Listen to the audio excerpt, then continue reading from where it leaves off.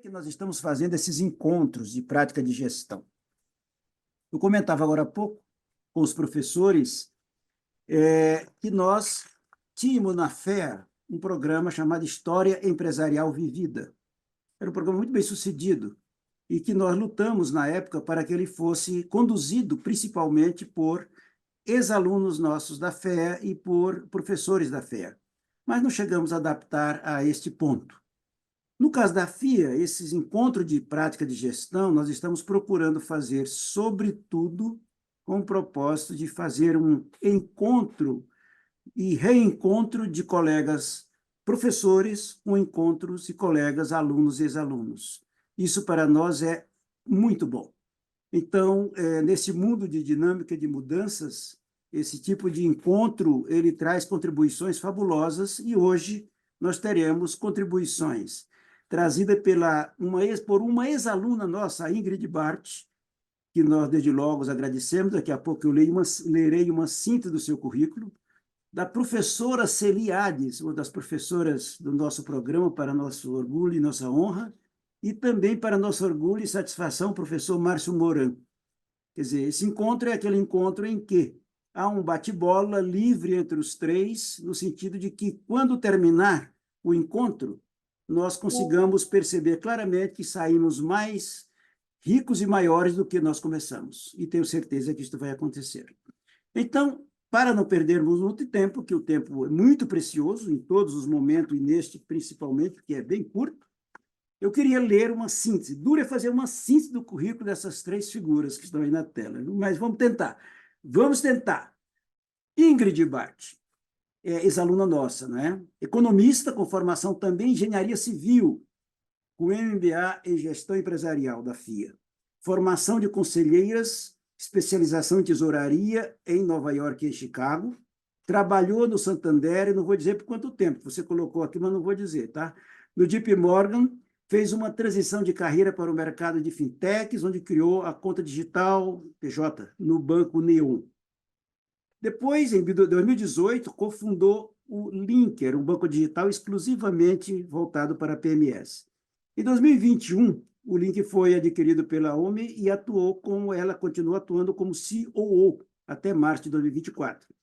Foi conselheira da Open Finance com o Banco Central, representando as fintechs, é presidente da Associação Brasileira de Startups, conselheira de empresas e investidora anjo, líder brasileira na cúpula de startups do G20 para o grupo de startups, membro do Conselho de Desenvolvimento Econômico, Social e Sustentável da Presidência da República do Brasil e que hoje nos brindará com suas experiências na nova economia e empreendedorismo inovador, que é o tema deste nosso encontro.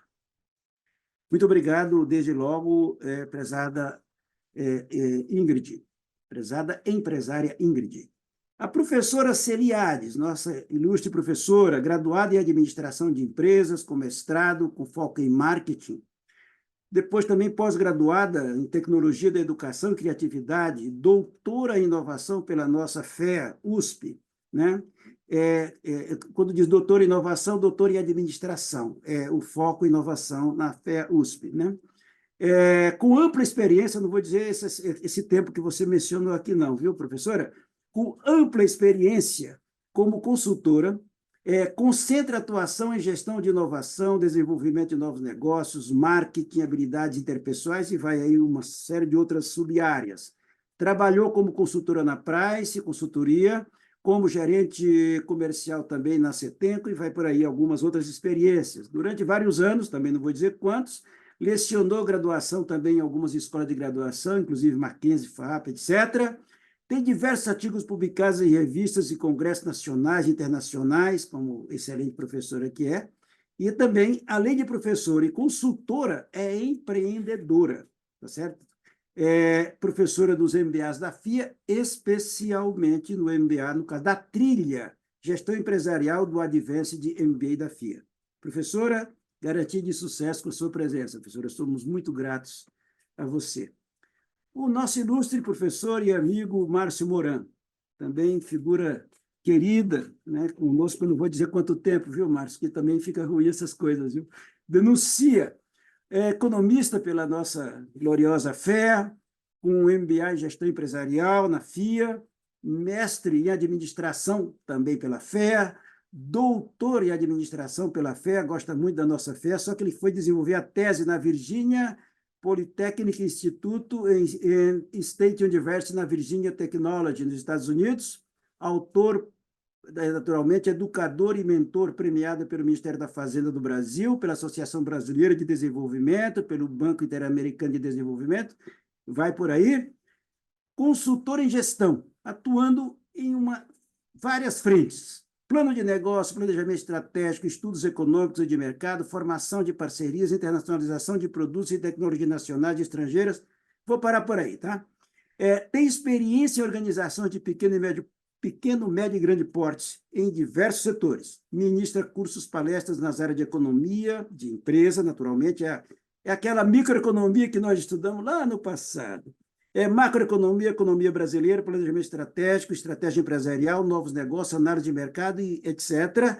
E, com tudo isso, obviamente, com toda a nossa honra, professor da trilha também do gestão empresarial do nosso Advanced MBA da FIA.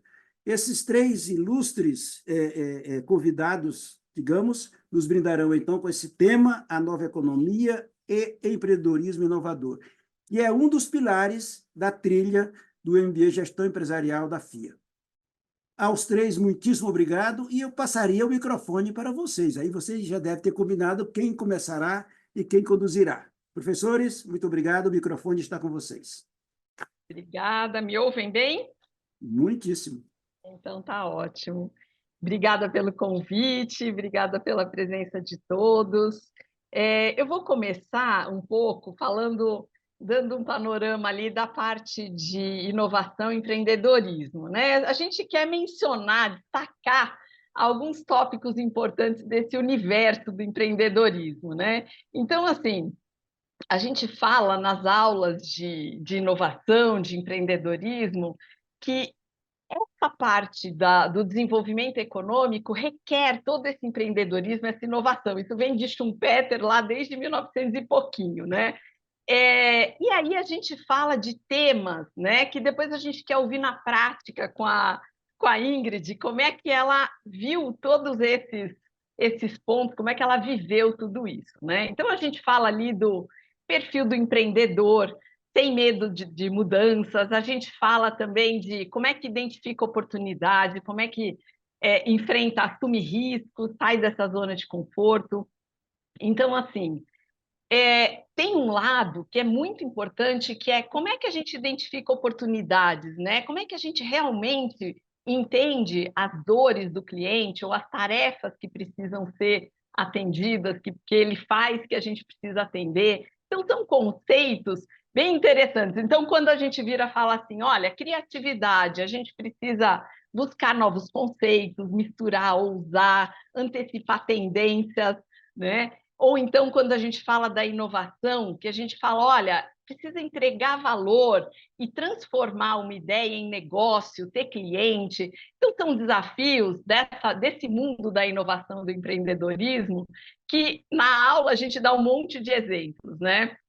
E tem outro conceito super importante, que é o do ecossistema. Como é que a gente vive esse ecossistema que hoje ele está montado para ajudar as startups a passarem por esses momentos difíceis?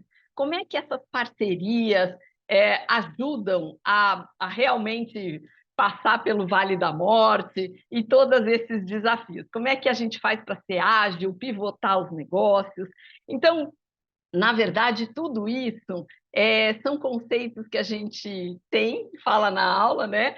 E é um panorama, quero falar bem rápido para a gente aproveitar esse papo com a Ingrid hoje, né? Como é que todos esses conceitos eles estão na vida de um empreendedor, né? Como é que inova, como é que empreende, como é que eu vivo o risco, como é que eu faço essas decisões dentro desse mundo e o que tem para me ajudar a viver essa realidade, né? Então, eu vou passar para o Márcio agora, para ele falar um pouquinho da nova economia.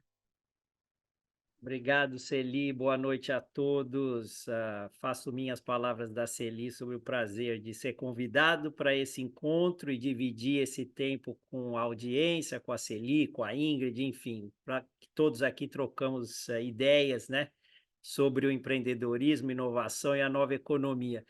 Acho que meu preâmbulo aqui, para que a Ingrid possa contar a jornada dela, que é talvez, não, seguramente a parte mais importante desse encontro, né? Que, como o professor Almir colocou, né, é a gestão na prática, é a jornada de uma ex-executiva no mundo do empreendedorismo e com sucesso, né? Então ela vai poder atacar esses pontos para a gente. Eu queria só colocar, de certa maneira, a jornada da Ingrid e a jornada de todos nós dentro de dois grandes blocos da economia, né?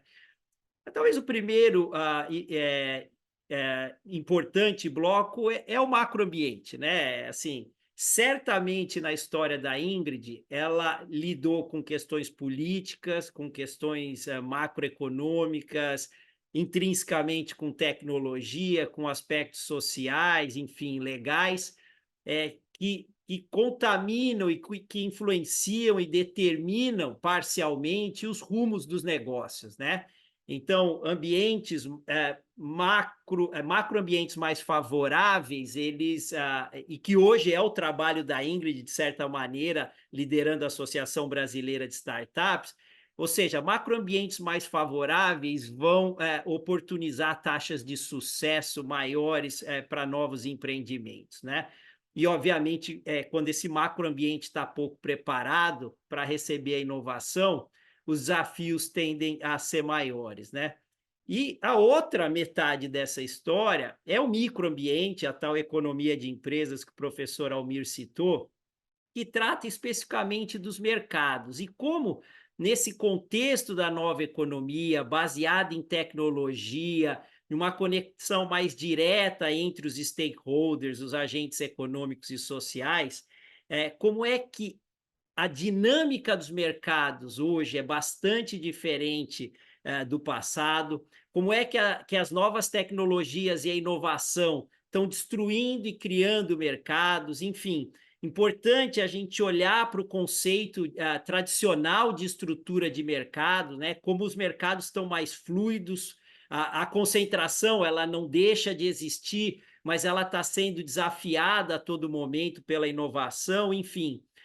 Certos mercados se desconstruíram, como o mercado de telecomunicações, por exemplo, que anteriormente a gente precisava de uma licença de rádio ou de televisão para alcançar um grande público. Hoje as plataformas de streaming permitem que cada um de nós, por exemplo, sejamos donos de um espaço de comunicação e alcancemos aí uma audiência até certa medida ilimitada, né, a depender do alcance da nossa mensagem e do poder daquilo que a gente estiver fazendo, enfim.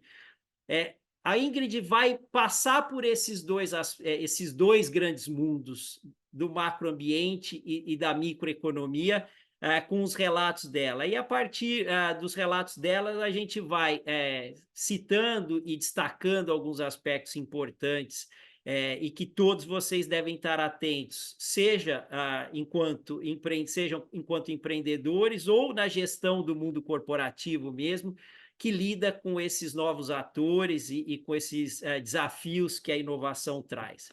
Ingrid, pois Posso não. só fazer uma colocação aqui? Eu me lembro da Ingrid ganhando um prêmio de uma ideia de startup na FIA. Essa é a imagem que eu tenho da Ingrid quando ela cursou o MBA. Então, eu queria começar assim, destacando, né, essa jornada que começou lá, né? E eu queria que a Ingrid contasse para a gente, né, como é que foi essa revolução na vida, na carreira, essa jornada, o que te motivou? Conta para a gente.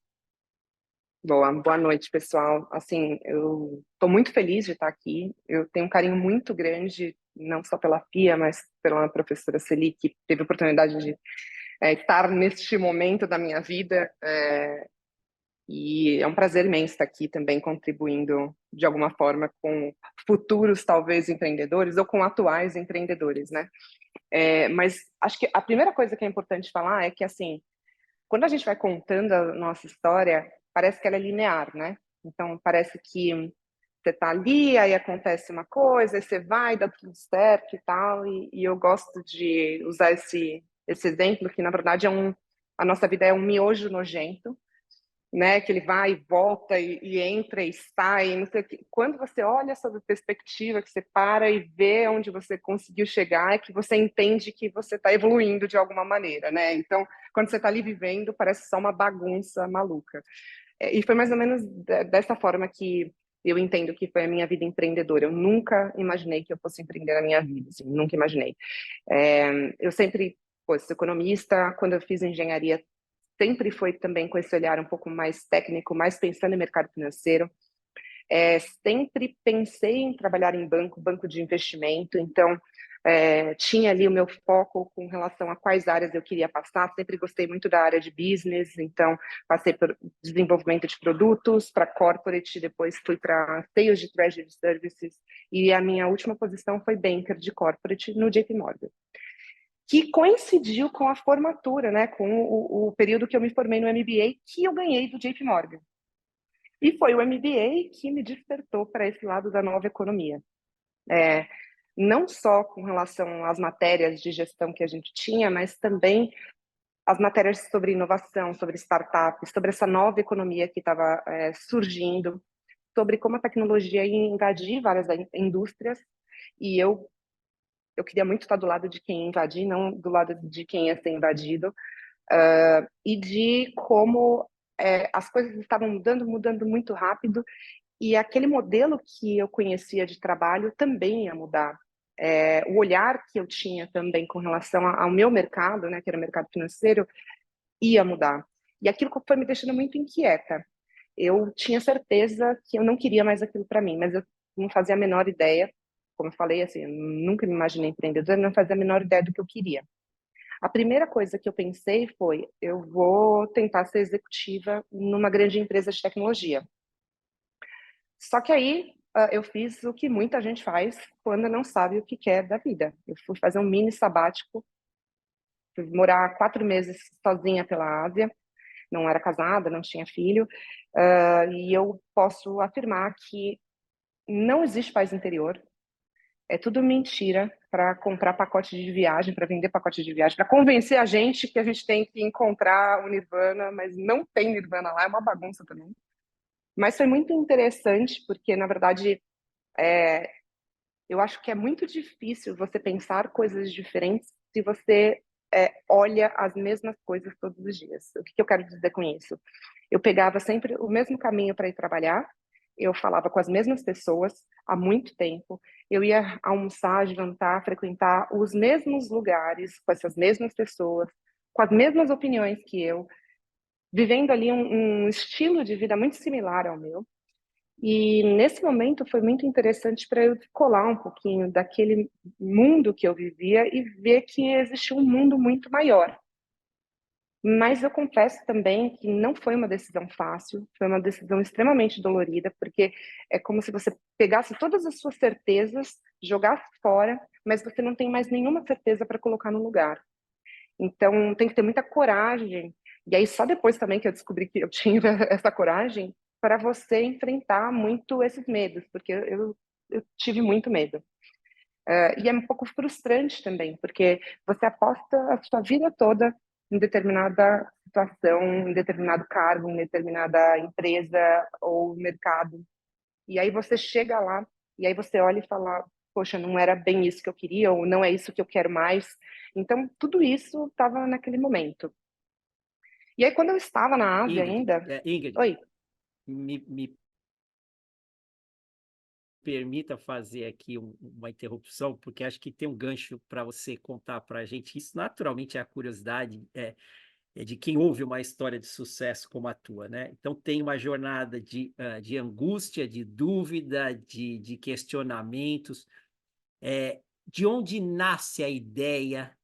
Como é que ela aparece nesse teu momento para que talvez esse maior encorajamento que você precisava para mover-se, dá uma questão, coloca um pouco de tempero nisso para a gente entender como que isso acontece na vida do colaborador corporativo que se questiona e vai buscar uma jornada empreendedora.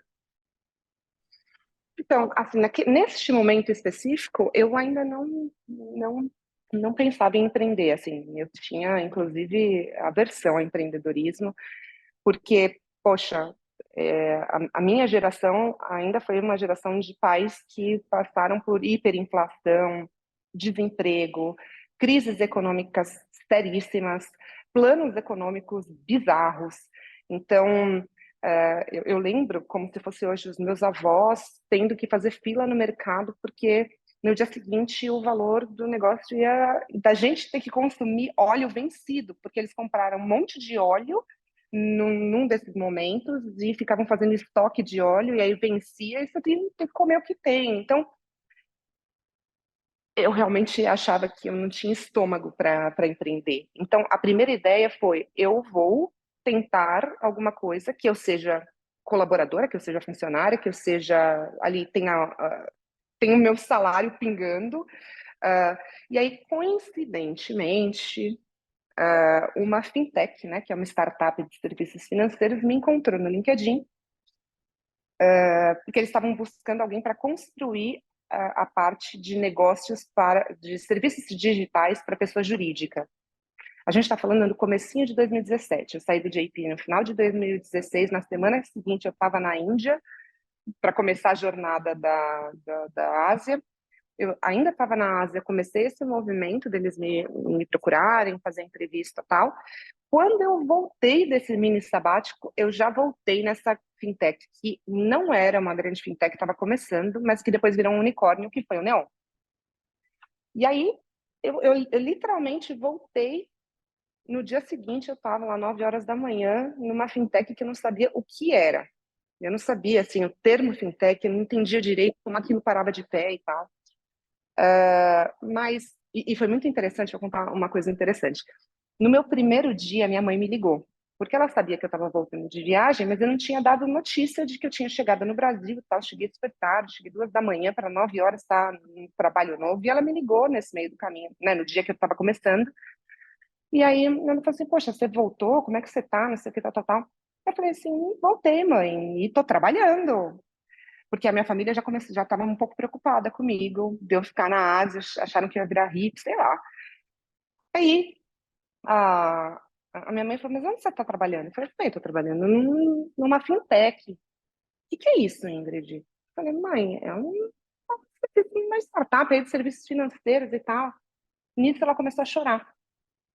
Ela começou a chorar, falando assim: Ingrid, você tinha uma carreira no mercado financeiro, um banco internacional americano. O que você está fazendo da sua vida? Você está usando droga, né? Então, foi assim que começou a minha transição de carreira, com a minha mãe achando que eu estava usando drogas, porque, né, quem é que troca um JP Morgan por uma fintech brasileira semi-desconhecida no mercado, que eu nem sabia como parava de pé, eu nem sabia se eu não estava trabalhando para um agiota fantasiado de startup, enfim. E aí deu tudo certo, e naquele momento, assim, é importante falar isso, porque você muitas vezes não vai ter o apoio aonde você acha que você vai ter. E no meu caso foi a figura da minha mãe, mas pode ser na figura de um pai, pode ser na figura de uma esposa, de um marido, que vão achar que vocês se enlouqueceram, que vocês estão usando drogas. E naquele momento, assim, eu, sem confiar no que eu estava fazendo, tive que passar alguma confiança para minha mãe. Então, eu estava ali super insegura, mas eu tive que, pelo amor de Deus, mãe, não, eu sei o que estou fazendo, confia em mim, por favor. Tá, tá, tá. Eu não estava confiando, mas eu precisava que ela ficasse tranquila para que eu também não surtasse. E eu fiquei muito apaixonada por esse mercado. Eu tive, assim, um mergulho sobre a questão da bancarização no Brasil. E nós somos, sem sombra de dúvidas, o melhor sistema financeiro e sistema inovador para o mercado financeiro do planeta. Porém, principalmente naquele momento, agora a gente vem melhorando assim muito rápido, a gente ainda precisa bancarizar melhor a nossa população, porque a gente tem uma sofisticação tecnológica muito boa, as ideias são incríveis, mas a gente precisa trazer essa boa bancarização para as pessoas, né? E a educação financeira, eu só acredito que exista a educação financeira na prática. Ninguém quer aprender sobre uma TED se não usa uma TED. Então, você precisa bancarizar para depois conseguir trazer essa educação financeira. E isso foi muito apaixonante para mim. Por mais que eu fosse pequenas e médias empresas, é sempre uma pessoa. É sempre alguém que vai utilizar os seus serviços. E eu comecei a observar também que eu vivia numa bolha. No mercado financeiro super sofisticado que eu vivia era uma bolha, mas que a vida real lá no dia a dia dos microempreendedores, dos pequenos empreendedores, até das pessoas físicas mesmo, precisava assim de bastante inovação, precisava de bastante democratização do acesso. E eu fiquei muito apaixonada por resolver esse problema. No meu caso específico, como eu falei, eram pequenas e médias empresas, e eu acho que a grande virada de chave que eu falei assim, poxa, eu acho que eu encontrei o meu propósito de vida. Foi uma vez que me ligou um empreendedor chorando, falando que ele estava 3 meses prestando serviço para uma empresa e que ele estava 3 meses sem conseguir receber a prestação de serviço porque ele não conseguia abrir uma conta PJ para o CNPJ novo dele. Porque, como era um CNPJ novo, nenhum banco queria abrir de maneira equivocada, isso não existe pela Constituição bancária, mas nenhum banco queria abrir para ele e ele, chorando, pediu, por favor, porque assim, eu não tinha ainda o produto pronto, não estava no mercado, era um teste, assim, que era um piloto muito sem vergonha que a gente tinha e que não dava para ir para o mercado ainda. E naquele momento eu vi, poxa, olha como tem muita coisa para a gente fazer, como a gente pode impactar positivamente a vida das pessoas com tecnologia. E ela nem precisa saber qual é a tecnologia é meio, mas que, poxa, aquilo que eu estava fazendo finalmente tinha sentido. Finalmente eu consegui ver sentido nisso. E aí, resumindo, em 2018 eu estava num outro projeto de fintech também, ainda como colaboradora, como diretora, mas ainda não era meu, não tinha fundado. E aí eu conheci o meu sócio por um amigo em comum. Eu sempre vou conversar com as pessoas, trocar ideia e tal, e aí esse amigo em comum pegou e falou, poxa, um amigo meu tá vindo dos Estados Unidos, ele quer empreender, brasileiro, quer empreender e tal. Conversa com ele, porque ele está pensando em fazer alguma coisa digital para PJ, né? Algum serviço digital para PJ. E aí a gente foi almoçar, um almoço que era para durar 1 hora, durou, sei lá, quase 3 horas. Eu apresentei muita gente para ele, mandei um monte de material que eu tinha, né? Que foi quando eu migrei do mercado financeiro tradicional para a fintech. Eu consumi e tal, estudei. E aí, um tempo depois, ele falou, cara, você me incentivou tanto que eu vou fazer. E eu, poxa, que legal, vai lá, empreende. Aí ele falou, mas você não quer fazer comigo? E eu, como uma pessoa hiperativa que sou, que não meço as consequências, falei, vamos fazer. No dia seguinte, já tinha saído da fintech que eu estava, isso foi em setembro de 2018, e foi assim que a gente começou o Linker, que é um banco digital para pequena e média empresa. Então, só para dizer que eu não tinha planos de empreender, mas eu acho que até o que a Celi comentou, né, daquele prêmio que eu tinha ganhado da startup, que era uma fintech de arte como investimento para diversificação de portfólio de investimento. Depois eu descobri que era uma fintech, né? Começou a despertar em mim essa vontade de criar pelas minhas próprias mãos, né? E aí eu brinco que eu acho que eu empreendi a conta-gotas, porque eu fui empreender com o empreendimento dos outros, com um risco, tomando muito menos risco, com o dinheiro dos outros, com o empreendimento dos outros. E aí, poxa, em algum momento eu me senti mais confiante de empreender ali com as minhas próprias pernas. E eu acho que se eu pudesse, né, na minha ali, humilde jornada, sugerir algo, eu acho que é uma boa coisa a ser feita, porque quando você entra no projeto de alguém, um projeto pequeno, uma startup, um empreendimento de uma outra pessoa, em que você pode ficar próximo e ver, né, esse empreendedor, você aprende muito. Você aprende com os erros e aprende com os acertos. E eu via várias coisas acontecendo que eu falava assim, poxa, eu não faria dessa forma, e que davam errado. Então, eu ficava com aquele impulso, né, falando assim, poxa, se eu estivesse empreendendo, eu ia conseguir muito mais coisas que essa pessoa conseguia. Ah, eu não ia por esse caminho, putz, eu não ia cometer esse erro.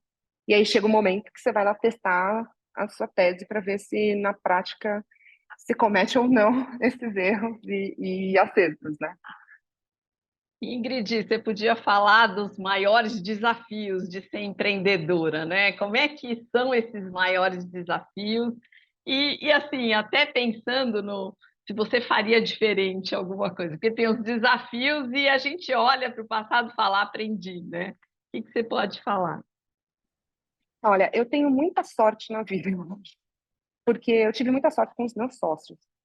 E eu sei que isso normalmente é um desafio muito grande que a gente tem. Muita gente tem sociedade com parente, familiar, é delicado, tem ali as suas especificidades. Tem muita gente que empreende com marido e mulher, com amigos de infância, e aí você, às vezes, o negócio não dá certo, você perde o negócio e o amigo.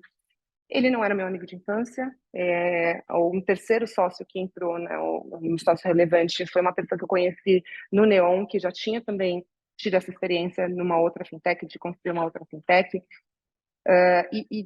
e a gente tinha uma dinâmica que deu muito certo. Já teve, obviamente, um grande arranca-rabo, mas foi isso, assim, então acho que perto do que eu já vi acontecer, eu tive muita sorte, mas essa questão de sociedade, você tem que jogar o jogo de maneira muito clara desde o momento zero, porque senão, assim, a probabilidade de dar problema é muito grande.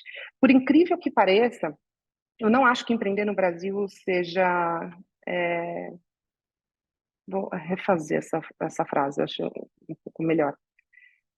É o melhor momento para se empreender no Brasil na história da humanidade brasileira. Como a gente estava falando, né? Poxa, a gente já passou por inúmeras crises seríssimas, o país já quebrou. A gente já teve hiperinflação, vários planos econômicos, assim, umas coisas bizarras que já aconteceram e sempre tiveram empreendedores. Se aquelas pessoas conseguiram prosperar naquilo, com absoluta certeza, hoje a gente consegue prosperar. Então, eu não gosto quando as pessoas falam que o Brasil não é lugar para amadores, nenhum lugar do mundo é.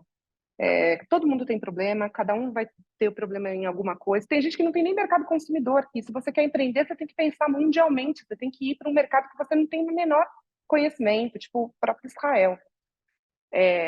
Então, assim, todo lugar vai ter o seu desafio. O Brasil não é diferente, mas a gente tem um mercado consumidor gigantesco, onde as pessoas adoram consumir tecnologias inovadoras. O brasileiro é extremamente early adopter. O que é isso, né? Eles adotam muito mais rápido do que a Europa inteira, por exemplo, do que grande parte dos Estados Unidos, do que outros lugares do mundo. Então, é uma falácia, muitas vezes, a gente achar que não, o Brasil não vai entender, não vai. A gente adora coisas novas, porque a gente tem muitos desafios na nossa vida. Se vem uma solução se propondo a resolver um desses nossos desafios para transformar a nossa vida um pouco mais fácil, é óbvio que a gente vai testar, pelo menos testar, né? Eu acho que um grande desafio também, por incrível que pareça, não é a questão de crédito ou a parte financeira, no sentido de ter ou não dinheiro, é gestão. E aí eu falo por mim, porque eu adoro o que eu faço, eu sou muito boa tendo boas ideias, eu sou muito boa, eu sou muito criativa, eu sou muito boa construindo produtos inovadores, falando com o cliente, eu sou uma cabeça de business muito boa. Eu sou um zero à esquerda na parte administrativo-financeira.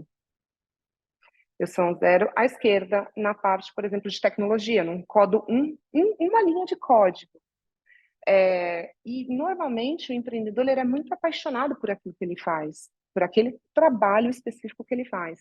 Só que você, quando empreende, tem que ir ali no 360 ou trazer pessoas confiáveis e que entendam de todas aquelas pontas que você não entende.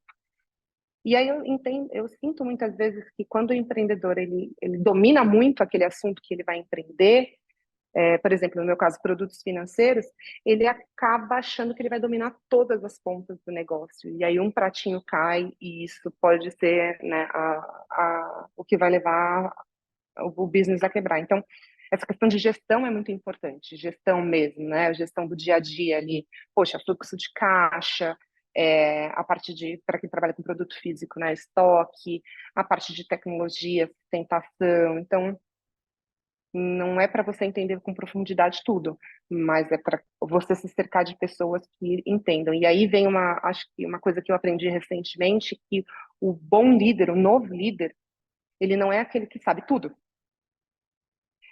mas é aquele que é um bom curador, porque você vai fazer a curadoria das pessoas que vão fazer bem aquilo que você não domina. Então, acho que a liderança do futuro é sobre curadoria, porque tudo aquilo que é cognitivo, que a gente costuma falar, né, a tecnologia vai fazer. Inteligência artificial vai fazer, um software de gestão vai fazer, tudo que é cognitivo, a máquina vai fazer. O não cognitivo é que a gente precisa ser bom curador. Então, trazer pessoas confiáveis, que estejam alinhadas com o seu propósito, que entendam aqueles pedaços que você não entende tão bem, que tem essa dinâmica, que estejam seguindo o mesmo caminho que você, né? Então, e é muito difícil, não estou falando que é fácil, não. Eu acho que é um grande desafio você também ter esse entendimento, porque eu acho que muitas vezes, como empreendedor, você acha que você é um super-herói. E é outra coisa que eu odeio. Assim, não sou heroína de nada, não quero ser heroína de nada, não quero. Eu quero ganhar dinheiro. Eu quero ganhar dinheiro, meus sonhos e tal. Então, acho que essa questão de pessoas, é o maior desafio. O maior desafio é trazer pessoas. Você vai vender o sonho, no começo você não vai conseguir pagar um bom salário. Pensa que eu disputava essas pessoas com bancos, gente. Ingrid, acho que você entrou na seara que eu estava buscando a palavra aqui. Você comentou que o macroambiente não foi hostil, né? Ou seja, você entendeu e vivenciou questões regulatórias, enfim, um contexto macroeconômico, a própria tecnologia pujante, ou seja, você entendeu que os fundamentos para empreender estavam ali, né? Aí você falou um pouquinho do que são as competências ou que são as necessidades do ponto de vista da organização, né? Você falou que o líder tem que ser um curador, a necessidade de você se cercar, né, de especialistas nas diferentes áreas e para promover, inclusive, essa liderança. Você encontrou algum desafio quando olhou especificamente para o mercado que você pretendia alcançar, ou o segmento de mercado que você pretendia alcançar? A gente sabe que com a expansão tecnológica, com a história do Data Analytics, né, a análise de dados, enfim, as segmentações de mercado, as caracterizações de demanda assumiram, vamos dizer assim, níveis de granularidade, de unidade absolutamente gigantes, né? Hoje a gente é capaz de personalizar uma oferta, né? De enxergar um potencial consumidor num conjunto único dentro de um grande mercado. A gente olhou o macroambiente, você falou dele, você falou da organização. Você teve desafios dentro desse setor financeiro, especificamente, que é, no Brasil, historicamente, um setor concentrado, com grandes bancos, enfim, controlando boa parte dos ativos e da demanda. Você também falou de oportunidades que percebeu nesse segmento. Fala um pouquinho para a gente quão dificultoso ou quão favorável foi o setor para que você pudesse deslanchar, seja na primeira experiência dentro da fintech, seja na migração para a sua própria fintech nesse universo financeiro no Brasil e bancário? Boa. Eu acho que, vamos lá, a concorrência é pesada, né, gente? Sim. Poxa, é aquilo que eu estava falando, né? Pessoas, beleza. Aí quando você encontra alguém que está funcionando, nananana, você paga um salário ruim, você não tem benefício nenhum, vem um grande banco, dobra o salário, CLT, bancário, todos os benefícios bancários, você não tem como cobrir. E aí, assim, se a pessoa não tiver muito comprada no seu sonho, acreditando que aquilo pode dar uma porrada financeira na vida dela, vai perder. Acho que um outro ponto também é assim, quando a gente fala de uma concorrência num mercado extremamente consolidado, como é o setor financeiro, de um dia para o outro, eles podem acabar com o seu produto inovador, né? Então, você está lá, fazendo uma conta digital PJ, o Itaú vai lá e lança a conta digital PJ dele no dia seguinte, que você está ali, né, com seus poucos clientes, vem uma bala de canhão de um grande banco e leva toda a sua atenção, né, dos seus targets. Outra coisa também, né, grande parte dos bancos, em especial esses entrantes que a gente fala, que são os bancos digitais, o nosso canal de distribuição, canal de aquisição de cliente, é o canal digital. Então, a gente investia em Google, né, Meta, Facebook, em alguns outros, né, essa questão de SEO que a gente fala, blog para você atrair isso organicamente. Eu tinha um budget extremamente restrito. De novo, vem um grande banco, um banco digital gigante, e despeja, com as mesmas palavras-chave, um caminhão de dinheiro para aquisição de cliente no meio digital. Então, também você tem que ser muito criativo para você pensar em canais de distribuição alternativos para não competir nesses canais que você sabe que tem gente com um cheque muito maior. Então, acho que esses foram os grandes desafios. Um outro grande desafio, que é um desafio, mas também é uma vantagem positiva, né? Uma vantagem competitiva. O Banco Central, em especial, que era o regulador que eu trabalhava, ele estava muito em prol da inovação. Muito.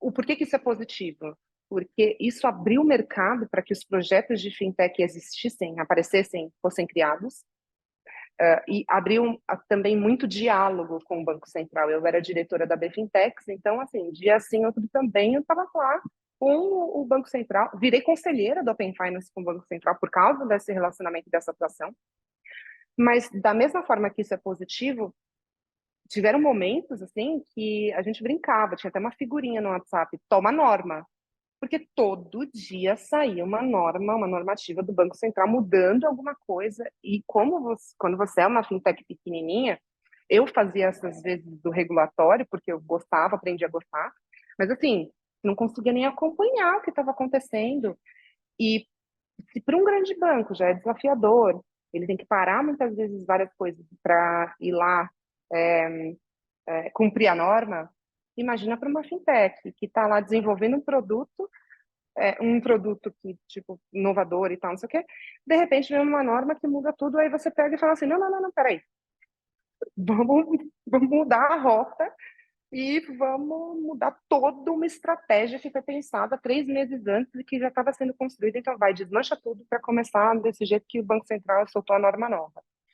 Por exemplo, vou dar um exemplo do Pix. Eu peguei exatamente a implementação do Pix no Brasil, tendo um banco digital entrante sem dinheiro de um grande banco.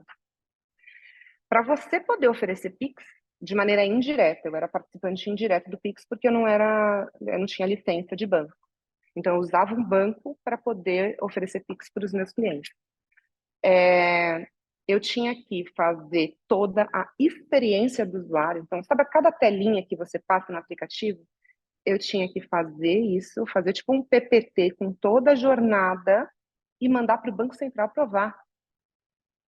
Para saber, para então eles liberarem para eu ser um participante indireto. Eles aprovavam passinho por passinho na jornada do usuário para que eu pudesse oferecer Pix para isso. E voltava, e eles falavam, não, tá errado, não pode ser assim, porque tinha que ser uma jornada fluida para não desmotivar o usuário a usar o Pix, porque a ideia era, poxa, o Pix tem que ser um bom produto para o usuário final. E aí, se você cria uma jornada cheia de passos, cheia de atrito, ele vai ficar desmotivado para usar o Pix. Então, a intenção do Banco Central era ótima, mas eu, como uma fintech pequenininha, ali com recursos super escassos, tanto financeiro quanto de pessoas, é bem desafiador. Então, acho que tem esses dois lados de você estar num ambiente que está promovendo muita inovação, porque a inovação o tempo todo também, e é difícil acompanhar. Deixa eu aproveitar que você falou dessa movimentação toda. Hoje eu sei que você está num outro chapéu na AB Startup, que faz parte, que promove o ecossistema. Como é que vocês, como startup, aproveitaram, usufruíram o ecossistema, apesar de que o ecossistema hoje ele está bem fortalecido. Na época que você começou, ele estava um pouco menos, apesar de que 2018 já estava bem melhor, né? Lá para 2012, 13, que a coisa estava ainda um pouco menos estruturada. Então, assim, você se aproveitou, fez parcerias, aproveitou do sistema que hoje é oferecido, teve alguma aceleração, teve alguma coisa que te ajudou dentro desse ecossistema de inovação? Me conta um pouco. Eu acho que assim, a coisa que mais me ajudou, me ajuda e vai me ajudar na vida são contatinhos, né? Então, acho que networking, para mim, eu sou muito suspeita para falar, eu acho que tudo na vida, tudo na minha vida empreendedora que me ajudou foram realmente os relacionamentos. E aí, assim, tanto os relacionamentos que eu fiz no MBA, nas minhas graduações, no meu trabalho de uma maneira geral. E aí que eu acho que o mundo das startups tem uma vantagem muito grande dos mercados mais tradicionais. As pessoas são bem mais abertas. Bem mais abertas. Então, vou dar um exemplo meu, na época que eu trabalhava lá no JP. Cara, a gente mal conhecia as pessoas das outras áreas. Não era nem incentivado esse grande relacionamento entre pessoas, assim, sabe? O que é muito diferente no mercado de startups, tecnologia e inovação. Tem os mesmos problemas que existem no mercado tradicional com relação a relacionamento, pessoas, sempre vai ter de tudo, em todo lugar. Mas tem, como eu posso falar, um goodwill, tem uma proatividade de você trocar muita ideia, trocar informações, compartilhar os caminhos, foi desse lado, não, vai para aquele lado, de você compartilhar uma oportunidade. Então, a associação, né, a AB Startups, a gente dá bastante dólares em créditos à AWS. Eu já cansei de ver em grupos de WhatsApp os empreendedores falando assim, não, pessoal, vamos lá na AB Startups porque tem a AWS, eu estou usando os créditos.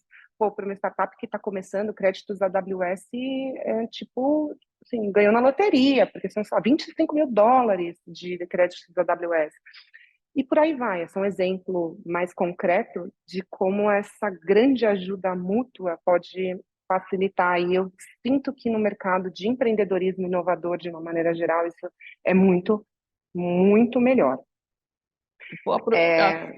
Pode falar, acho que é isso. Não, até para você completar essa imagem, pode falar. E assim, você nesses contatos, a hora que você teve essa ideia, se você validou essa sua ideia, se depois, como é que ela se consolidou? Porque você teve a ideia, já saiu fazendo, foi só um cliente, você deve ter conversado com o mundo, né? Mas continua aí. Isso é uma outra coisa interessante também. O mercado de empreendedorismo inovador, vou chamar dessa forma, ele tem muitas falácias, né? A primeira delas é que todos nós somos jovens, adolescentes, emocionados na piscina de bolinha. Eu nunca entrei numa piscina de bolinha na minha vida, tá, gente? Na minha vida empreendedora, menos ainda. Então, assim, e jovem, só com botox. Agora também que já passei um pouco dessa fase. Mas brincadeiras à parte, assim, não é, principalmente no Brasil, não é um mercado de jovens empreendedores no sentido de ser um adolescente que não fez faculdade, que está lá na garagem dos pais. Principalmente no Brasil, por quê? Porque o Brasil não tem tantos recursos disponíveis ainda como um Vale do Silício. Então, quando você toma essa decisão de empreender, você tem que ir com muita responsabilidade, você tem que ter feito um colchão, porque você não sabe ali quando que você vai conseguir receber salário de novo. Então, essa é uma primeira falácia, né? E que aqui no Brasil, inclusive, a média de primeiro empreendimento é a partir de 36 a 40 anos. É a média de startup, tá? Eu não estou falando de empreendimento, de pequenas e médias empresas em geral. Startup, a média de idade de quem começa, primeiro empreendimento ali, já é um perfil muito mais maduro e com uma experiência corporativa muito maior do que outros lugares do mundo. Essa é uma coisa, né? E aí um outro ponto que eu ia falar, que que inovação é um estalo, que é uma bagunça e que você na bagunça consegue ter uma brilhante ideia, tipo a maçã que cai na cabeça, né, do Newton. Inovação é processo. E é duro, é um processo duro. Um processo que muitas vezes vai esfregar na sua cara que você está errado. Então, e eu segui o processo, by the book. Então, eu fiz as pesquisas no começo. Então, inovação você tem uma tese de problema. Não se apaixone pela solução, se apaixone pelo problema, né? Acho que é a primeira grande lição das aulas de empreendedorismo inovador, né? Eu tenho um aplicativo, eu tenho a ideia de um aplicativo, essa é a clássica, né? A ideia de um aplicativo maravilhoso, não é a solução que você tem que se apaixonar. Qual é o problema que você vai resolver?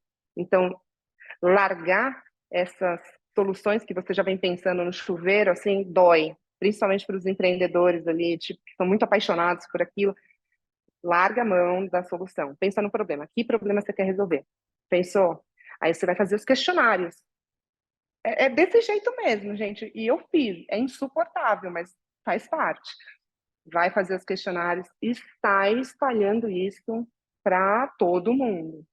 Aí você vai analisar as respostas do questionário quantitativo. Aí você vai pegar ali os insights e vai criar um questionário qualitativo. Aí você vai fazer as entrevistas das pesquisas qualitativas para ir refinando o que possivelmente vai ser a sua solução. Todos esses steps eles precisam ser respeitados para você errar menos, porque errar é uma é uma certeza. Você vai errar muita coisa. Mas, cara, você tem que ter um limite ali no erro. Então, esse processo é muito importante ser seguido. Outra coisa que é muito importante no processo de inovação, o seu primeiro mínimo produto viável é um lixo. E tá tudo bem. É horroroso. E aí eu costumo dizer que amigo de verdade não é o que te consola quando você leva um pé na bunda, e sim aquele que vai testar o seu produto merda, seu MVP merda. Esse é um amigo de verdade. E olha que eu infernizei a vida dos meus amigos, e se eles continuam meus amigos é porque dava para infernizar mais. E aí eu pegava na mão e falava, não, testa, por favor, testa, vai me falando se está funcionando. Não, não, não, não, não. E você tem que pegar aqueles amigos mais sinceros, porque a gente tem uma tendência, muitas vezes, quando é o sonho de um amigo nosso, a gente dá aquela floreada, fala, não, tá lindo, tá perfeito, mas você sabe que tá uma merda. Então, pega aquele amigo sincerão, que faz piadas sem graça na frente de pessoas que não deveriam ser, e ajuda, pede para ele ajuda nesse sentido, e faz isso bastante, muitas vezes. Pede esse feedback, porque é essa construção além de ser muito importante, além de fazer você abrir mão de várias coisas que não são reais, muitas coisas, achismos seus, você vai conseguir lapidar melhor a sua solução, o seu mercado, a sua persona, e assim sucessivamente. Então, é outra falácia muito importante no mercado de inovação, principalmente para quem ainda não está muito habituado, inovação é processo, e é um processo chato, é um processo empírico, de muitas vezes tentativa e erro, não é um clique, quando você está ali trocando uma ideia ou cai uma maçã, esse tipo de coisa. Eu vou pegar aqui um comentário da Bia Reis no nosso chat aqui. Eu acho que para fazer uma amarração nessa fala da Ingrid, né? A Ingrid falou de processo, eu vou colocar barra método, né, Ingrid? Assim, método, processo, plano, eles são necessários para que você, inclusive, identifique as vias de saída para os problemas que se apresentam ao longo do processo, né? Então, se você não tem plano, a sua probabilidade de êxito ela é reduzida, né? Significa que o plano, o método, o processo desenhado vão te conduzir à solução ideal? Não, mas vão te permitir, inclusive, enxergar as rotas alternativas quando você se depara com um desafio, uma dificuldade, um erro, assim como a Ingrid falou. Então, eu acho que é legal ressaltar isso e combinar isso com a ideia de maturidade do empreendedor brasileiro, do empreendedor inovador brasileiro, porque tem um conceito econômico aí, e nas aulas de economia de empresa e microeconomia, eu costumo dizer, um dos fundamentos, né, da microeconomia, fala sobre o custo de oportunidade, fala sobre o trade-off, sobre as escolhas, os sacrifícios que a gente faz, né? Então, assim, cada escolha no processo de inovação implica em renúncias também. E a consciência de que essas renúncias estão acontecendo, que elas têm um custo, fortalece o caminho, né? Então, assim, acho que a Bia foi precisa, e eu estou aqui me fazendo valer das palavras dela aqui, né? Como é importante o processo de planejamento, o plano, para que até diante da dificuldade, do erro, do obstáculo, se encontre com maior facilidade, né, a saída. E isso vai ao encontro do que a Ingrid falou, né? Então, assim, apaixone-se pelo problema, porque você pode renunciar a uma potencial solução que se mostrou frágil, não suficiente, né? Agora, quando você se apaixona pela solução, você corre o risco de morrer com ela, né? Então, acho que era importante, acho que, ressaltar esses aspectos aí da tua jornada, Ingrid. E, e assim, eu acho que até para sua formação psicológica como empreendedor, esses processos são importantes. Você vai assentando, eu não sei explicar, é um pouco não cognitivo mesmo, mas passar por esses estágios, por esse processo, por essas etapas desse processo, te ajuda a ser um empreendedor melhor, te ajuda a ser um empreendedor mais resiliente, com menos ego, porque, de novo, quando você é muito apaixonado por uma coisa, por uma solução, você acha que todo mundo está errado, só você está certo. E aí, assim, empiricamente, não é ninguém que está te falando que, não, você está errado. Não, os dados estão te mostrando que você está errado. Então, vai te trazendo um pouco dessa questão de formação de empreendedor de casca, que vai ser muito importante. E aí eu acho que tem uma coisa muito relevante que aconteceu enquanto eu estava empreendendo, uma pandemia. Não recomendo. Não recomendo empreender na pandemia, tá, pessoal? Não façam isso em casa. Foi, assim, eu não sei nem dizer como foi assustador. Só para também ilustrar um pouco. A gente estava com a nossa primeira rodada de capital. Até então, a gente estava bootstrap, que a gente fala, né? A gente estava com capital próprio, eu e meu sócio.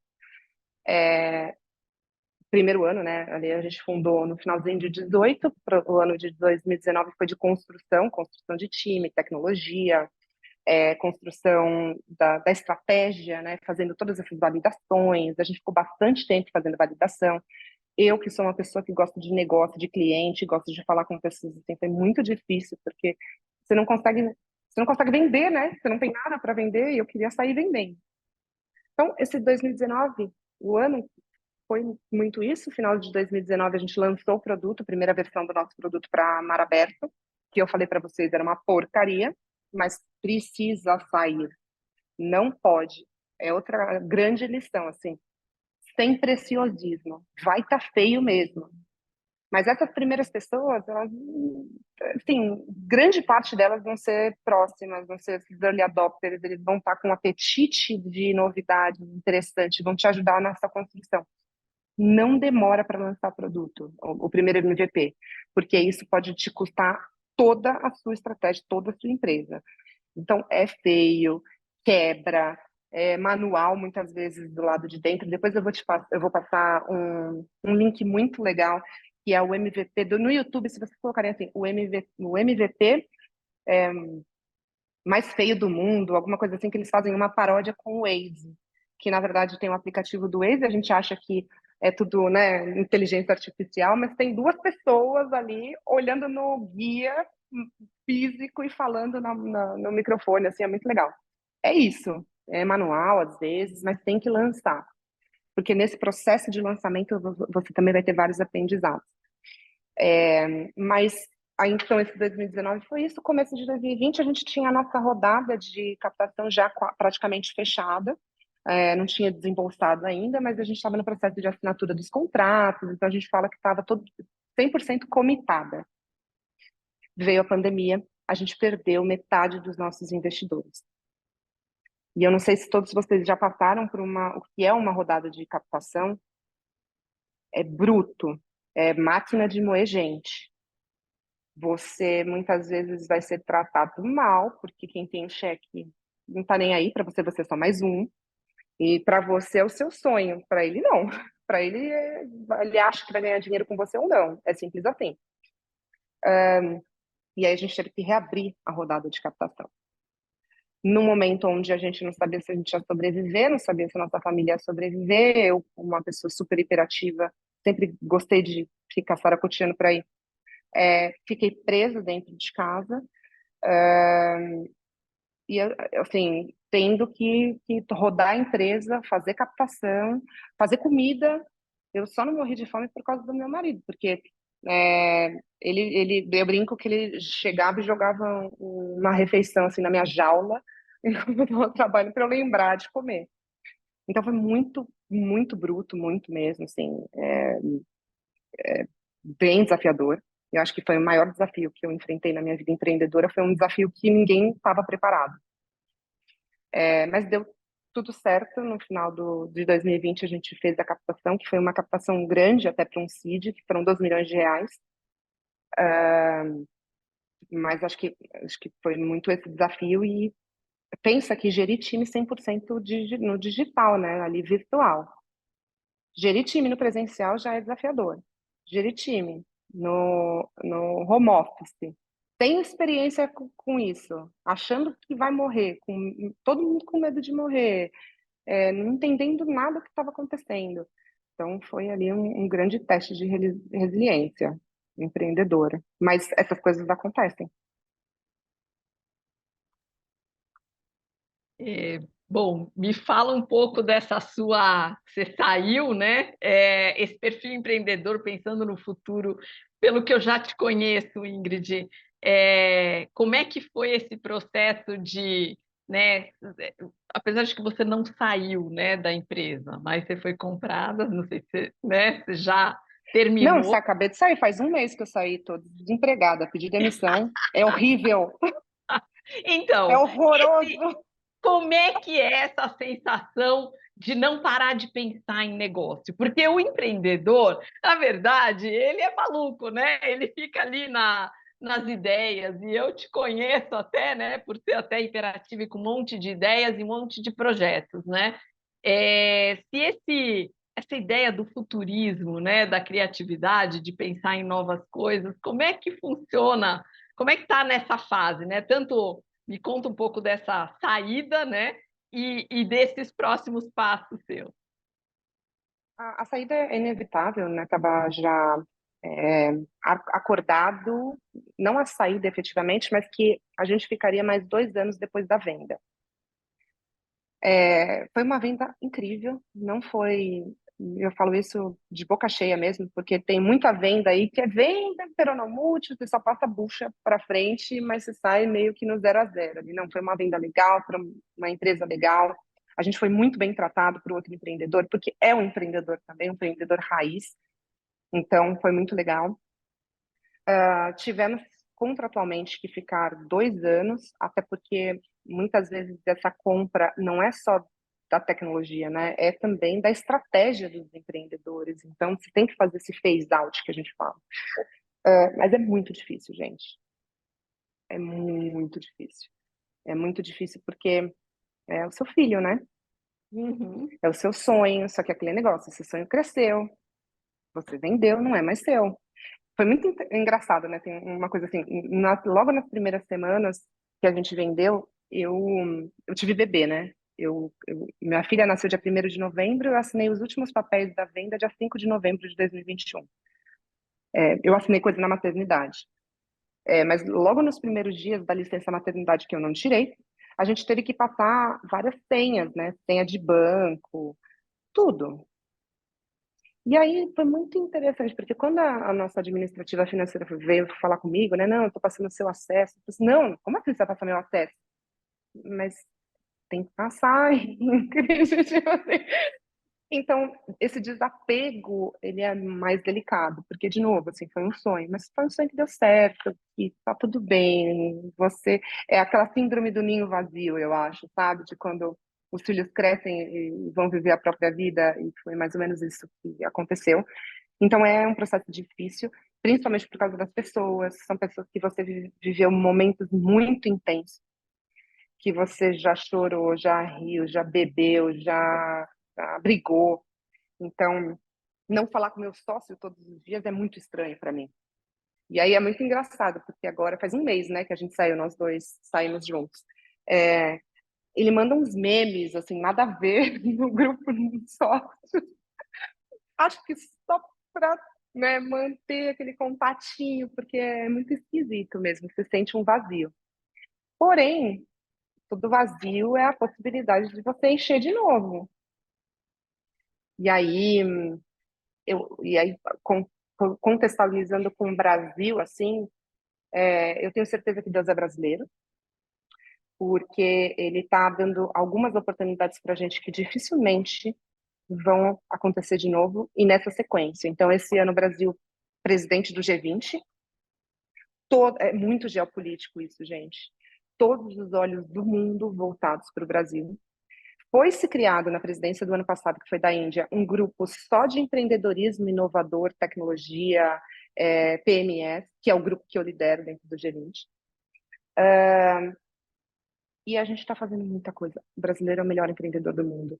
Tem muita coisa boa acontecendo. A gente só é bom de comunicar isso da porta para fora, principalmente.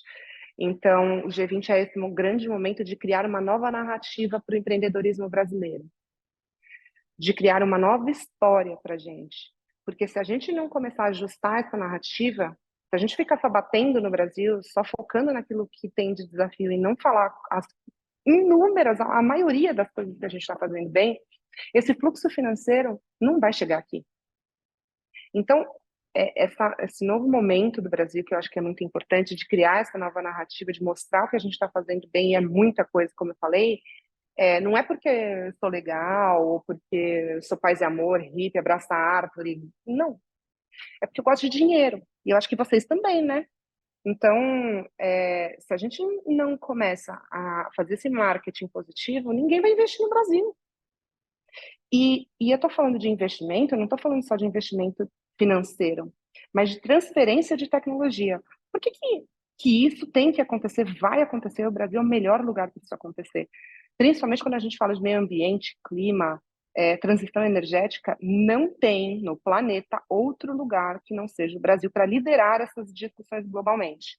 Então, quando eu falo de se posicionar, não é só financeiro, é essa questão de transferência de tecnologia, porque é aqui que a gente vai ter que colocar essa tecnologia. Então, de novo, é porque a gente quer prosperar, é porque a gente quer crescer, porque a gente quer melhorar a nossa vida e a vida das pessoas que nos cercam e, consequentemente, da nossa cidade, do nosso estado e do nosso país como um todo. Por isso que eu falo que Deus é brasileiro. Então, G20 esse ano, COP o ano que vem no Brasil, BRIC o ano que vem liderado pelo Brasil, aqui no Brasil também. Ou seja, são só 2 anos de trabalhar muito para esse país criar uma nova história. E a gente já está fazendo isso. E, de novo, não é fazer por causa do Brasil, é fazer por nós, é porque a gente merece como empreendedor, como empresário, como executivo. Cara, a gente tem que mostrar. Tenho certeza absoluta, não precisa se manifestar, mas eu tenho certeza absoluta que alguém aqui, nesse fórum, já trabalhou em alguma multinacional que teve que responder para algum estrangeiro muito medíocre. Que a gente era infinitamente melhor, trabalhava muito mais inteligente, muito mais flexível, muito mais arrojado, assim, trabalhava muito mais horas, de maneira impecável. E a gente tinha que responder para uma pessoa de fora porque achavam que não tinha ninguém aqui localmente que seria competente o suficiente para esse cargo, para essa posição, para esse reporte internacional. Eu já tive essa experiência. É horrível. Então, não é só pelo Brasil que a gente está fazendo isso, ou pelos nossos... É por nós mesmos, né? Para a gente se sentir valorizado e mostrar que o que a gente faz é ótimo. Eu já vendi Brasil, já preguei, já fiz a minha pregação. Ô, Lu, a gente precisa pedir perguntas. Você quer fazer algumas colocações, Moran? Como é que a gente tem? Só uma coisa que eu quero falar muito aqui: até a inteligência artificial está ajudando a gente. Porque antes ficavam falando que o Brasil ia ter um colapso tecnológico, porque a gente não forma engenheiros, a gente não forma PhD em tecnologia, não forma técnicos, blá, blá, blá. Agora a gente nem precisa mais formar, porque a inteligência artificial vai codar, a gente só precisa de gente que sabe fazer bons prompts na inteligência artificial que alguém já criou. A gente é muito bom nisso, a nossa vocação natural não é deep tech. Nossa vocação natural são inovações em cima de uma base tecnológica. Isso não tem para ninguém. Então, Deus é brasileiro, eu já falei isso para vocês, né? Porque até a maior inovação tecnológica dos últimos tempos está ajudando o Brasil. A gente nem vai precisar mais formar todos esses engenheiros. Não, só gente que sabe manejar o que já foi criado.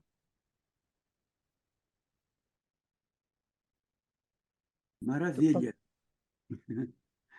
Maravilha. Aplaudamos o trio fabuloso, excelente, não é? E abramos para as perguntas, Luciane de Oliveira, não é? Ok, obrigada, Ingrid, professora Celi, professor Márcio, por enquanto. E se tiver alguma pergunta, quiserem colocar no chat, nós vamos abrir para 5 perguntas. Acho que já tem uma aqui do Tiago.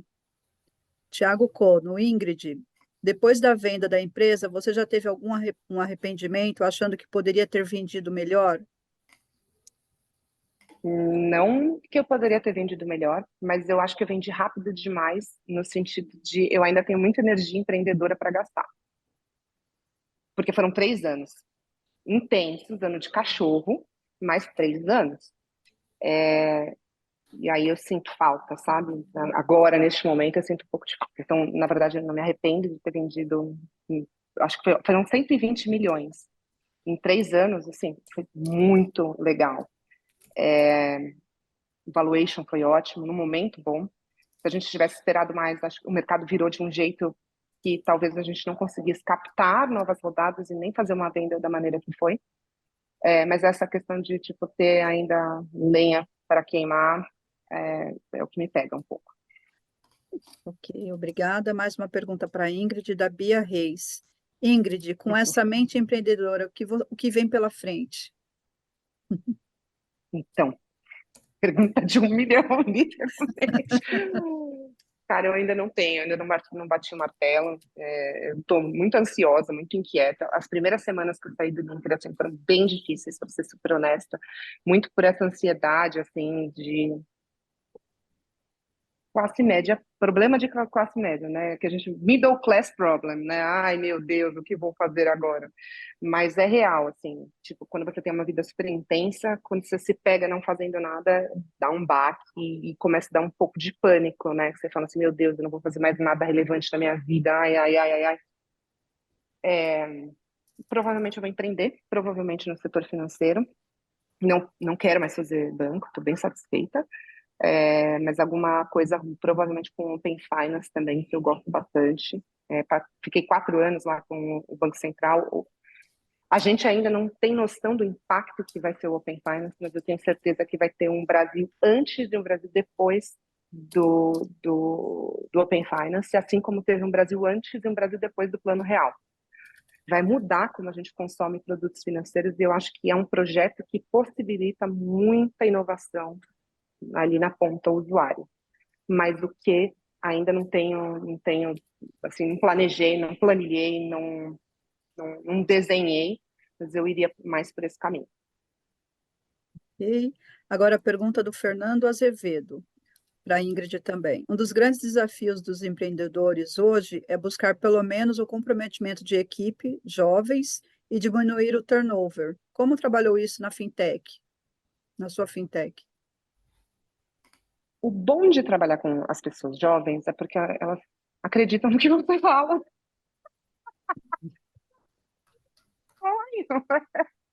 Então não é ruim, é ótimo, porque ela tem menos coisas a perder do que uma pessoa que tem uma experiência corporativa, que já tem, às vezes, 2, 3 filhos, que já tem ali um risco muito maior.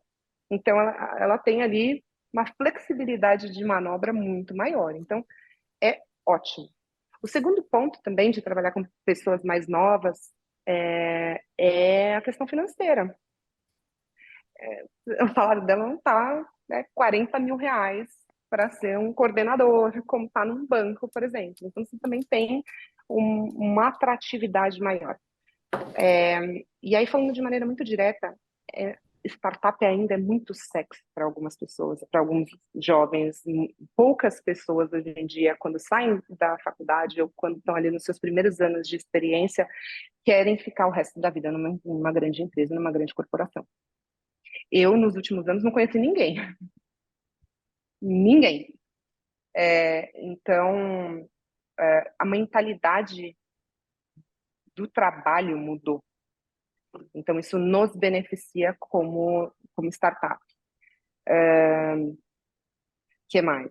Eu acho que tem essa questão também de como é você, né? Você é o empreendedor lidando com a pessoa lá no dia a dia, mesmo que não seja sua gestão direta, porque eu não cuidava de todo mundo do LinkedIn, né? Eu tinha minhas áreas específicas. Mas você tá lá no dia a dia, né? Só começa com a gente começou com 5 pessoas, depois foi para 10 pessoas, depois foi para 15, 30, 40, mas ainda é muito próximo. Você consegue, se você, assim, eu acho que todo mundo deveria fazer isso, construir uma cultura muito legal. A sua cultura, é o seu jeito de trabalhar, é aquilo que você quer como empresa. E se você é uma boa pessoa, eu espero que sim, essas pessoas elas vão estar com você. Só vou dar um exemplo. A Isa foi a nossa primeira aquisição no LinkedIn. Eu tinha trabalhado com ela numa outra empresa, e aí já linko com essa questão do networking. O meu segundo sócio, quem trouxe fui eu, tinha trabalhado comigo no Neon. A primeira funcionária do LinkedIn tinha trabalhado comigo numa outra empresa, era minha analista lá. A terceira pessoa também já tinha trabalhado comigo, que foi administrativo e financeiro. Essas 2 pessoas, a primeira e a segunda, ainda estão lá. 5 anos. porque elas acreditaram que a gente ia fazer o melhor para elas. E assim, elas cresceram profissionalmente, cresceram de salário, cresceram de cargo, se tornaram sócias. Hoje elas são sócias do Linker.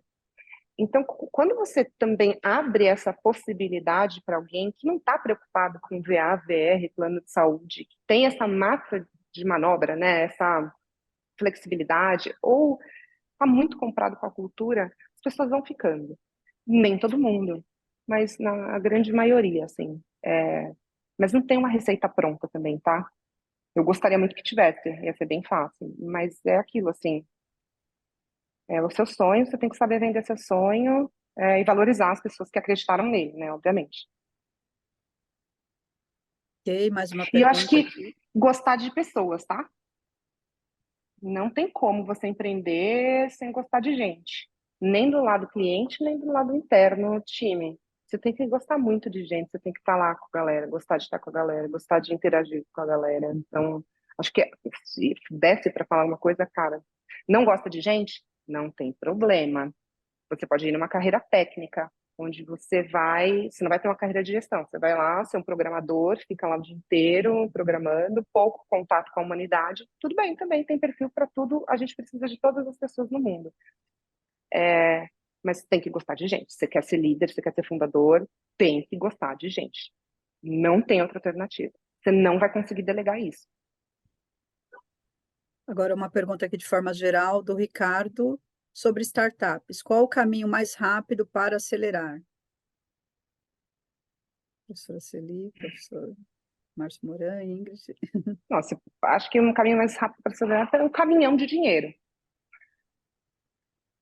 É o caminho mais rápido de acelerar. Se você tiver um caminhão de dinheiro, você cresce rápido. Não tem um caminho mais rápido para acelerar, assim. Eu acho que validar muito bem o produto. Aqueles estágios iniciais do processo. Cara, presta, cuida. Vão ser poucos meses, assim. 3, 4 meses você já valida, você já vai validar sua persona, seu cliente principal ali, o inicial. Valida direitinho, porque eu acho que a probabilidade de você escalar de maneira mais rápida vai ser mais fácil, a não ser que você tenha um caminhão de dinheiro. Ok, Que aqui a 99,9% das vezes não temos.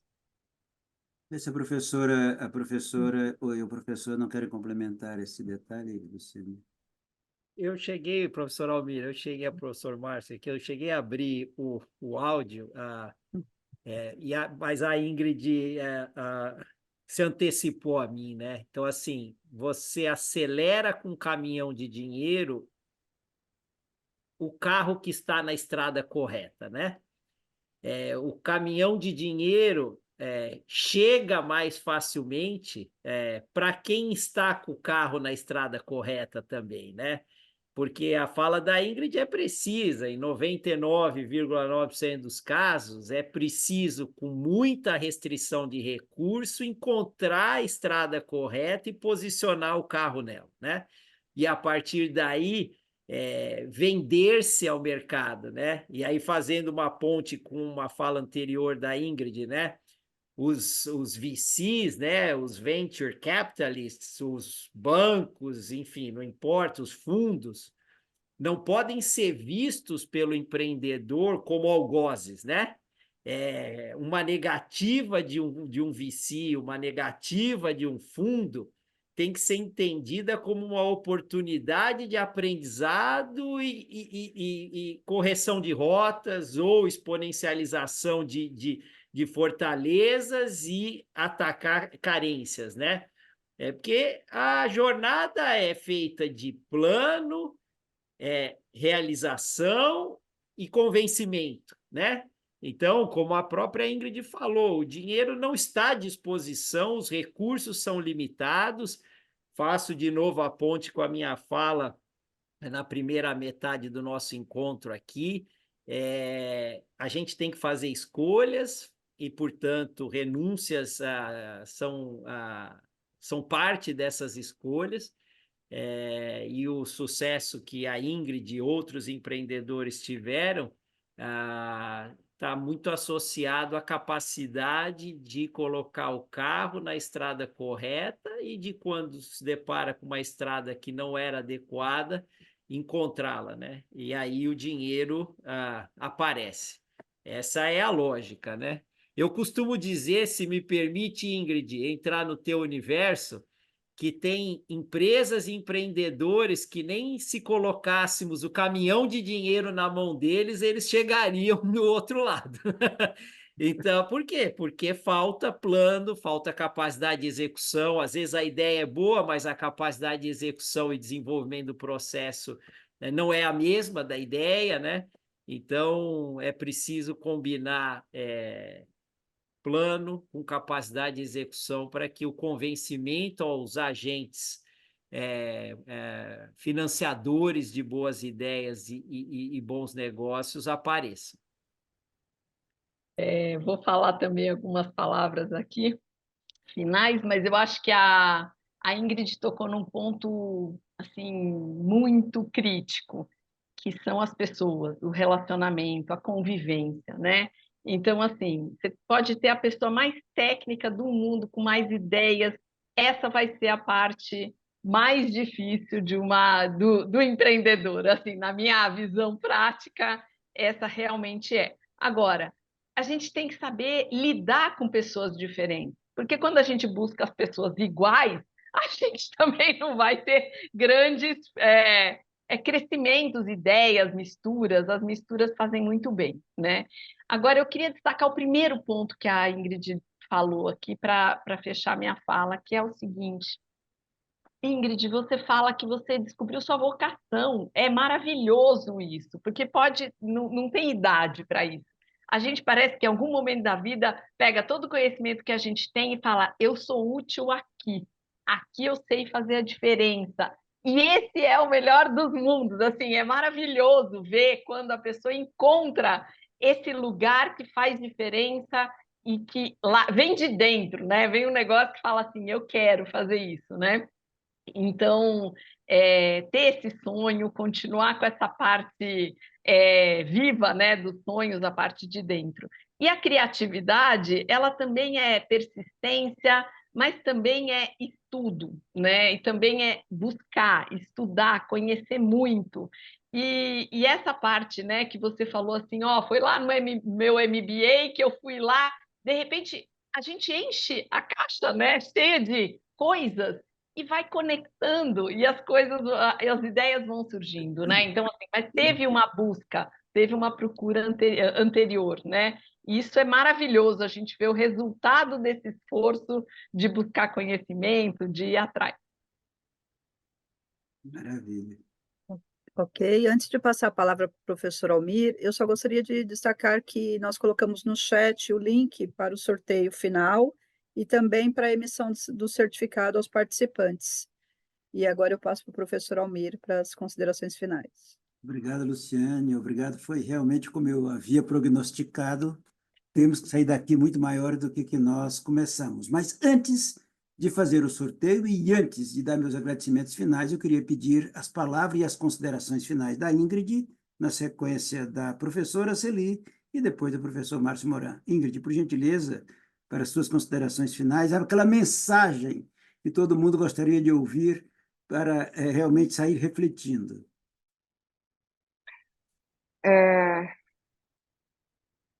Vamos lá. O brasileiro, para mim, é o melhor empreendedor do mundo.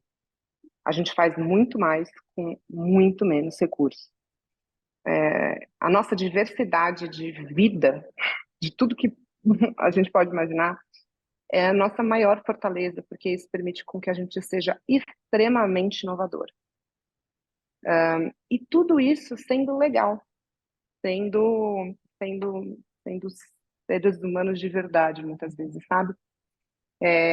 E por que isso, né? Na verdade, por que o empreendedorismo, e eu não sou nem um pouco de romantizar o empreendedorismo, acho que não é para todo mundo, e tá tudo bem, de novo, a gente precisa de seres humanos de todos os tipos no mundo.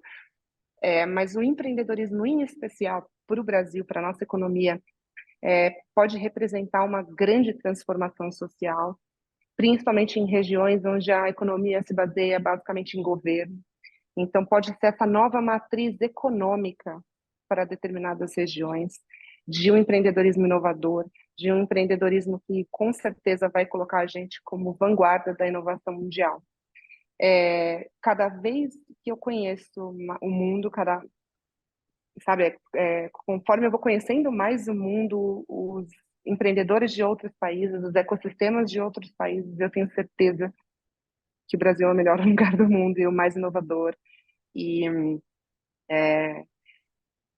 prestem muita atenção em determinadas narrativas com relação ao Brasil. Eu tenho uma confiança muito grande que não são narrativas aleatórias, no sentido de... Eu acho que tem muita gente que quer que o Brasil continue se achando um lixo, que quer que o Brasil fique naquela situação de reducionismo, não, é muito de exótico e tal, porque no momento que a gente despertar para o nosso potencial, não vai ter para ninguém. A gente já está fazendo, a gente só não comunica e não acha, a nossa autoestima é péssima. Então, eu sou muito apaixonada pelo Brasil, eu sou muito apaixonada pelos nossos empreendedores. De novo, assim, a gente tem muita coisa boa que são nossa vocação natural e a gente não está sentando nessa cadeira, às vezes por não se reconhecer dessa forma. Então, eu só queria deixar esse recado. Estou aqui, continuo na luta. Não quero ser presidente do Brasil, eu sou só empreendedora, eu continuo querendo só empreender, mas eu acho que a gente merece estar nesse protagonismo. Então, muito obrigada pela oportunidade também. Eu vou ter que sair, que eu Maravilha. tenho um outro compromisso, e obrigada pela oportunidade também, gente. Maravilha, Ingrid. Muito obrigado a você, Ingrid. Muito boa a sua colocação. Realmente, isso nos faz crescer. Obrigado, Ingrid. Professora Celi, beijo. obrigado, querido. Falar só algumas palavras finais, que eu acho que é um pouco isso que a Ingrid acabou de falar. Quando a gente tem essa base, né, essa confiança no ser humano, né? A verdade é essa. A gente sabe que essa parte humana, a gente foi feito para que a gente existe, para saber mais, para ser melhor, para pensar, para fazer, né? Então, quando a gente coloca isso a serviço, né, dos nossos próprios sonhos e dos negócios, isso tem um potencial gigante, tem força, né? A força que vem de dentro, a gente sabe que move esse mundo todo, né? Então é isso. Eu tenho vivi na faculdade professores que projetavam cenários desalentadores para muitos jovens. E isso é quebrar as pernas. Quebrar a perna do jovem é a pior coisa que existe. Então a gente tem a responsabilidade de passar esperança, né? Então, hoje, esse ecossistema, o que existe para inovar, existe fomento, existe dinheiro, existe ajuda, né, nesse mundo para a gente arriscar, né? Então, é isso. A palavra é ter esperança e ter essa força, chamar essa força que vem de dentro, essa parte humana, para a gente fazer acontecer. Maravilha, professor. Excelente. Maravilha. Professor Márcio Moran. Para não ficar repetitivo, minha mensagem final vai ser direcionada a conteúdo, né? E aqui não enaltecer o trabalho da FIA, enfim, o corpo docente, as coordenações, mas assim, quão importante estar num espaço de reflexão, né? Como a Ingrid esteve, até questionar-se sobre a carreira e buscar um caminho sobre o que gostaria de fazer, e acreditar muito que o conhecimento que a gente oferece, né, e outras instituições oferecem, e o conhecimento que está aí à disposição online, as ferramentas que muitos pensadores, pesquisadores e muita gente que pôs a mão na massa já criou e emprestou a nós, gestores, à humanidade, enfim, que elas devem ser usadas, né? Então, assim, independentemente do contexto, do momento econômico, do país que esteja, assim, as ferramentas de gestão estão aí. façam uso das ferramentas de gestão. Elas só facilitarão o caminho, né? A capacidade inventiva, sem método, sem processo e sem um ferramental adequado, é subaproveitada. Então, acho que, assim, em complemento ao componente humano trazido pela CELI, fica, acho que, a minha crença inabalável de que o conhecimento que a gente dispõe e que a gente tem organizado dentro desse ambiente da FIA é uma baita mola propulsora para as boas ideias, para as boas intenções, para as vocações e para a missão das pessoas. Eu sei que aqui é uma audiência de alunos, ex-alunos, ou seja, de certa maneira, já vivenciamos isso, né? Mas que a gente não perca a crença que as ferramentas de gestão são veículos de realização de objetivos, né? De objetivos pessoais e profissionais. E a história da Ingrid está fundada, está fundamentada nisso. E, enfim, agradeço ao Proced, na figura do professor Almir, do professor Adelino, toda a equipe de apoio, pelo convite, poder ter participado disso com vocês. Foi muito legal. Maravilha, professor. Excelente. Muito obrigado. Olha, durante muitos anos, não vou dizer assim, que você fazer em conta aí, acha que é pré-histórico, né? Na FE, no Departamento de Administração, nós começamos a nos preocupar, logo que criamos a FIA, na realidade, em 1980, nós começamos a nos preocupar porque o mercado começou a enxergar os nossos alunos como sendo a figura do professor Pardal, que sabia tudo, mas não sabia como funcionava, não tinha vocação empreendedora, aquela coisa toda. Então, nos anos 80 para cá, nós começamos a investir pesadamente na FEA para que o espírito, a busca, o apetite empreendedor dos nossos alunos realmente surgisse. Isso veio com a FIA e, graças a Deus, isso está dando muito certo. E queremos que isso prossiga. Aspecto como tomar decisão, aspecto como liderança, aspecto como inovação, apetite para inovar e empreender. Essas coisas são muito importantes. Respeitar o cliente como seu principal stakeholder ou principal stakeholder da empresa e ampliar os relacionamentos como a sua rede de network, como falou a nossa ilustre Ingrid, são aspectos fundamentais que temos procurado trabalhar na FEA, na FIA e especialmente na trilha gestão empresarial do MBA, nosso Advanced MBA. Aqui, novamente, nossos reiterados agradecimentos a todos. Esperem que brevemente teremos mais edições desses nossos encontros, que são encontros espetaculares. Nossos professores têm sempre mensagens muito boas, como aconteceu com a professora Celi, professor Márcio Moran, vários professores presentes. Professor Adelino, muito obrigado também, nosso vice-coordenador do Proced, que está conosco, o professor Moran, não sei se ainda está, e várias outras autoridades que estão sempre conosco, eu não vou citar, porque eu vou correr o risco de omitir vários nomes aqui. Mas muitíssimo obrigado a todos e a todas, e até a próxima oportunidade, e com meus agradecimentos à nossa equipe também por ter promovido este encontro. Obrigado, queridos. Obrigado, professora Celi, professor Márcio, e a Ingrid já também. Obrigada. Um abraço, a querido. todos. Um abraço. Obrigada, pessoal. Boa noite.